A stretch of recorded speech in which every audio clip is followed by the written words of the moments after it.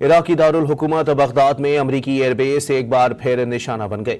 Baghdad में अमरीकी airbase पर ईरान का शाही ड्रोन गिरने से आग भड़क उठी। फुटेज में आग के शोले भड़कते देखे जा सकते हैं। इराकी दारुल हुकूमत बगदाद में अमरीकी एयरबेस एक बार फिर निशाना बन गई। बगदाद में अमरीकी एयरबेस पर ईरान का शाही ड्रोन गिरने से आग भड़क उठी। फुटेज में आग के शोले भड़कते देखे जा सकते हैं।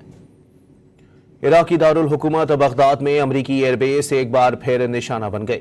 बगदाद में अमरीकी एयरबेस पर ईरान का शाही ड्रोन गिरने से आग भड़क उठी। फुटेज में आग के शोले भड़कते देखे जा सकते हैं। इराकी दारुल हुकूमत बगदाद में अमरीकी एयरबेस एक बार फिर निशाना बन गई। बगदाद में अमरीकी एयरबेस पर ईरान का शाही ड्रोन गिरने से आग भड़क उठी। फुटेज में आग के शोले भड़कते देखे जा सकते हैं।